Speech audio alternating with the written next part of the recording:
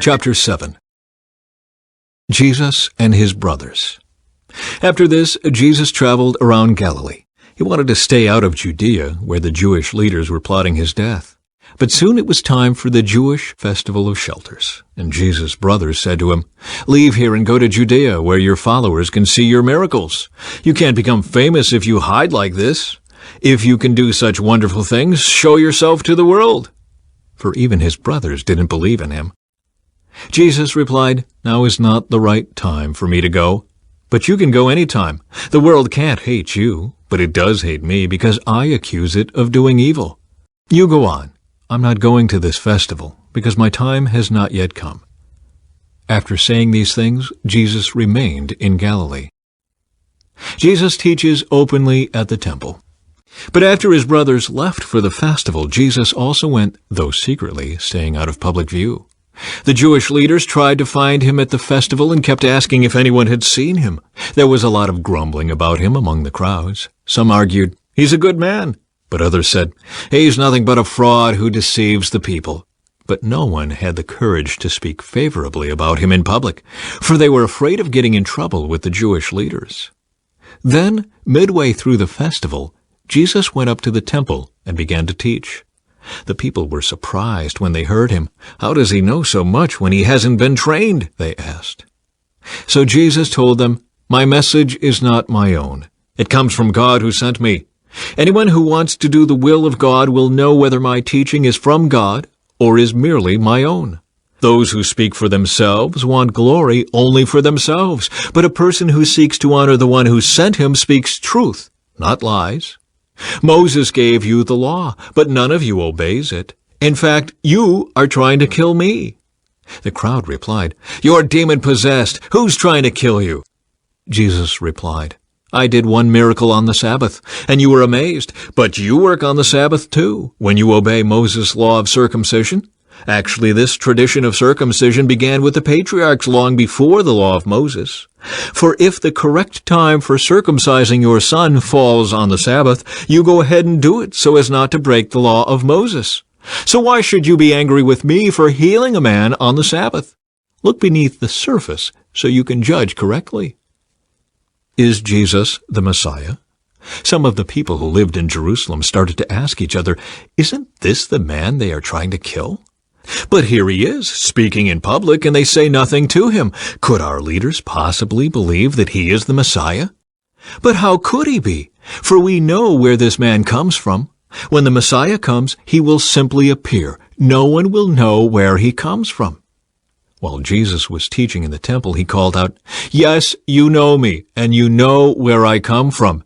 But I'm not here on my own. The one who sent me is true, and you don't know him.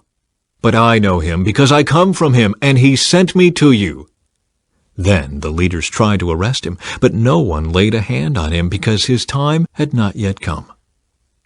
Many among the crowds at the temple believed in him. "After all," they said, "would you expect the Messiah to do more miraculous signs than this man has done?" When the Pharisees heard that the crowds were whispering such things, they and the leading priests sent temple guards to arrest Jesus. But Jesus told them, "I will be with you only a little longer. Then I will return to the one who sent me. You will search for me, but not find me, and you cannot go where I am going." The Jewish leaders were puzzled by this statement. "Where is he planning to go?" they asked. "Is he thinking of leaving the country and going to the Jews in other lands? Maybe he will even teach the Greeks. What does he mean when he says, 'You will search for me, but not find me,' and 'You cannot go where I am going'?" Jesus promises living water. On the last day, the climax of the festival, Jesus stood and shouted to the crowds, "Anyone who is thirsty may come to me. Anyone who believes in me may come and drink. For the Scriptures declare rivers of living water will flow from his heart." When he said living water, he was speaking of the Spirit who would be given to everyone believing in him. But the Spirit had not yet been given, because Jesus had not yet entered into his glory. Division and unbelief. When the crowds heard him say this, some of them declared, "Surely this man is the prophet we've been expecting." Others said, "He is the Messiah." Still others said, "But he can't be. Will the Messiah come from Galilee? For the Scriptures clearly state that the Messiah will be born of the royal line of David in Bethlehem, the village where King David was born." So the crowd was divided about him. Some even wanted him arrested, but no one laid a hand on him. When the temple guards returned without having arrested Jesus, the leading priests and Pharisees demanded, "Why didn't you bring him in?" "We have never heard anyone speak like this," the guards responded. "Have you been led astray too?" the Pharisees mocked. "Is there a single one of us rulers or Pharisees who believes in him? This foolish crowd follows him, but they are ignorant of the law. God's curse is on them." Then Nicodemus, the leader who had met with Jesus earlier, spoke up. "Is it legal to convict a man before he is given a hearing?" he asked. They replied, "Are you from Galilee too? Search the Scriptures and see for yourself. No prophet ever comes from Galilee." Then the meeting broke up, and everybody went home. Chapter 8. A woman caught in adultery. Jesus returned to the Mount of Olives, but early the next morning he was back again at the temple. A crowd soon gathered, and he sat down and taught them. As he was speaking, the teachers of religious law and the Pharisees brought a woman who had been caught in the act of adultery. They put her in front of the crowd. "Teacher," they said to Jesus, "this woman was caught in the act of adultery. The law of Moses says to stone her. What do you say?" They were trying to trap him into saying something they could use against him. But Jesus stooped down and wrote in the dust with his finger. They kept demanding an answer, so he stood up again and said, "All right, but let the one who has never sinned throw the first stone." Then he stooped down again and wrote in the dust. When the accusers heard this, they slipped away one by one, beginning with the oldest, until only Jesus was left in the middle of the crowd with the woman. Then Jesus stood up again and said to the woman, "Where are your accusers? Didn't even one of them condemn you?" "No, Lord," she said. And Jesus said, "Neither do I. Go and sin no more."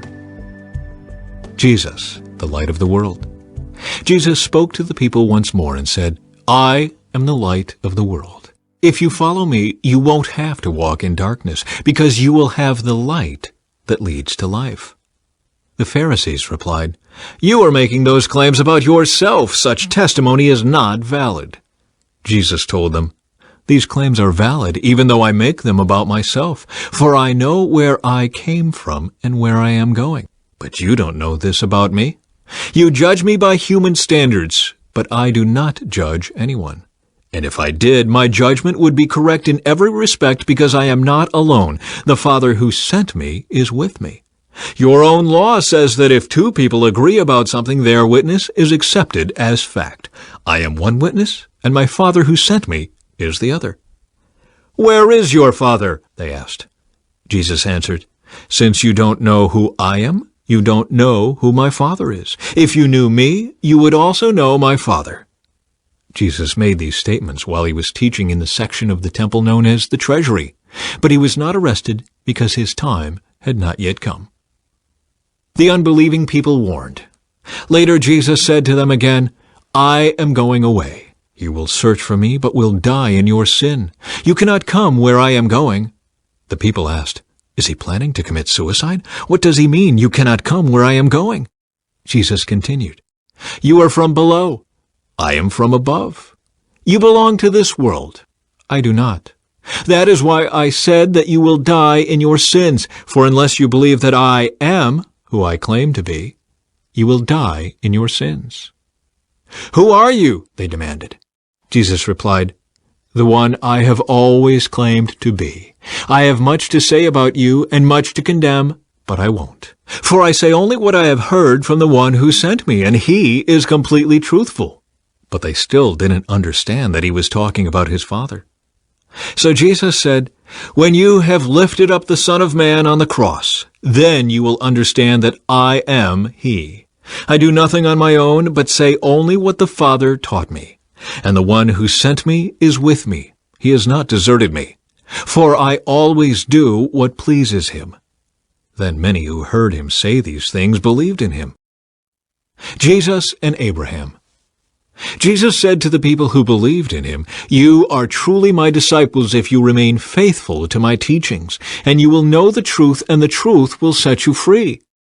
"But we are descendants of Abraham," they said. "We have never been slaves to anyone. What do you mean you will be set free?" Jesus replied, "I tell you the truth. Everyone who sins is a slave of sin.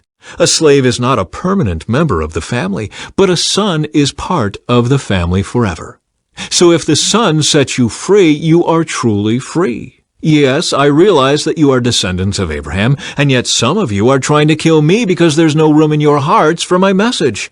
I am telling you what I saw when I was with my father, but you are following the advice of your father." "Our father is Abraham," they declared. "No," Jesus replied.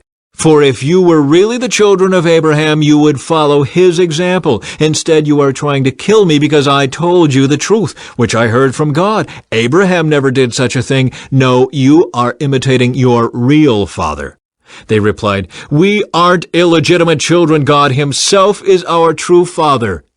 Jesus told them, "If God were your father, you would love me, because I have come to you from God. I am not here on my own, but he sent me.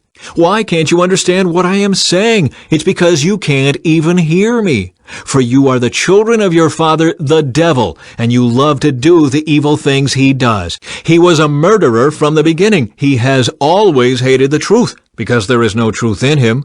When he lies, it is consistent with his character, for he is a liar and the father of lies. So when I tell the truth, you just naturally don't believe me. Which of you can truthfully accuse me of sin? And since I am telling you the truth, why don't you believe me? Anyone who belongs to God listens gladly to the words of God, but you don't listen because you don't belong to God." The people retorted, "You Samaritan devil! Didn't we say all along that you were possessed by a demon?" "No," Jesus said, "I have no demon in me, for I honor my Father and you dishonor me. And though I have no wish to glorify myself, God is going to glorify me. He is the true judge. I tell you the truth, anyone who obeys my teaching will never die." The people said, "Now we know you are possessed by a demon. Even Abraham and the prophets died, but you say anyone who obeys my teaching will never die. Are you greater than our father Abraham? He died, and so did the prophets. Who do you think you are?"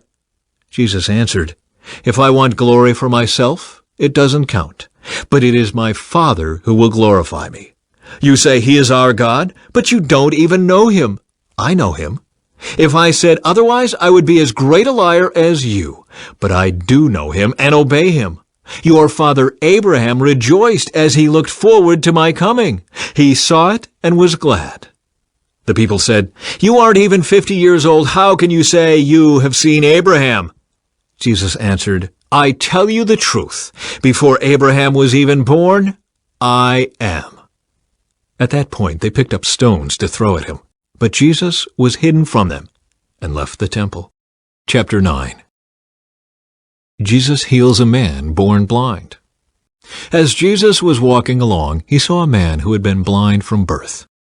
"Rabbi," his disciples asked him, "why was this man born blind? Was it because of his own sins or his parents' sins?"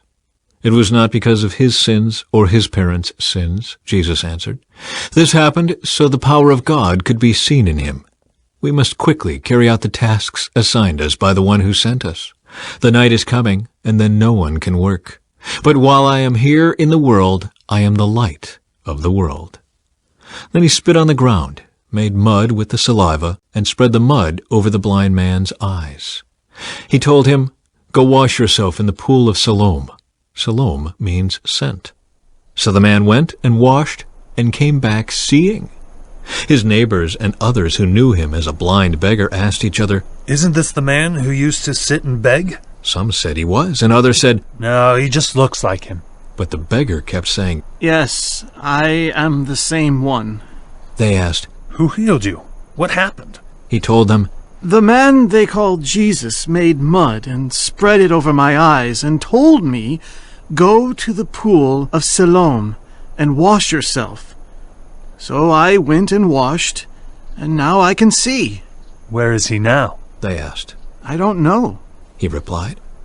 Then they took the man who had been blind to the Pharisees, because it was on the Sabbath that Jesus had made the mud and healed him. The Pharisees asked the man all about it. So he told them, "He put the mud over my eyes, and when I washed it away, I could see." Some of the Pharisees said, "This man Jesus is not from God, for he is working on the Sabbath." Others said, "But how could an ordinary sinner do such miraculous signs?" so there was a deep division of opinion among them. Then the Pharisees again questioned the man who had been blind and demanded, "What's your opinion about this man who healed you?" The man replied, "I think he must be a prophet." The Jewish leaders still refused to believe the man had been blind and could now see, so they called in his parents. They asked them, "Is this your son? Was he born blind? If so, how can he now see?" His parents replied, We know this is our son, and that he was born blind, but we don't know how he can see, or who healed him. Ask him, he is old enough to speak for himself." His parents said this because they were afraid of the Jewish leaders, who had announced that anyone saying Jesus was the Messiah would be expelled from the synagogue. That's why they said, He is old enough, ask him. So for the second time they called in the man who had been blind and told him, "God should get the glory for this because we know this man Jesus is a sinner." "I don't know whether he is a sinner, the man replied. but I know this. I was blind, and now I can see." "But what did he do? They asked. How did he heal you?" "Look, The man exclaimed. I told you once. Didn't you listen? Why do you want to hear it again? Do you want to become his disciples too?" Then they cursed him and said, "You are his disciple, but we are disciples of Moses. We know God spoke to Moses, but we don't even know where this man comes from." "Why, that's very strange. the man replied. He healed my eyes, and yet you don't know where he comes from. We know that God doesn't listen to sinners, but he is ready to hear those who worship him and do his will. Ever since the world began, no one has been able to open the eyes of someone born blind. If this man were not from God, he couldn't have done it." "You were born a total sinner. They answered, Are you trying to teach us?" and they threw him out of the synagogue. Spiritual blindness. When Jesus heard what had happened, he found the man and asked, "Do you believe in the Son of Man?" The man answered, "Who is he, sir? I want to believe in him." "You have seen him," Jesus said, "and he is speaking to you." "Yes, Lord, I believe," the man said, and he worshipped Jesus. Then Jesus told him, "I entered this world to render judgment, to give sight to the blind, and to show those who think they see that they are blind." Some Pharisees who were standing nearby heard him and asked, "Are you saying we're blind?" "If you were blind, you wouldn't be guilty," Jesus replied. "But you remain guilty because you claim you can see."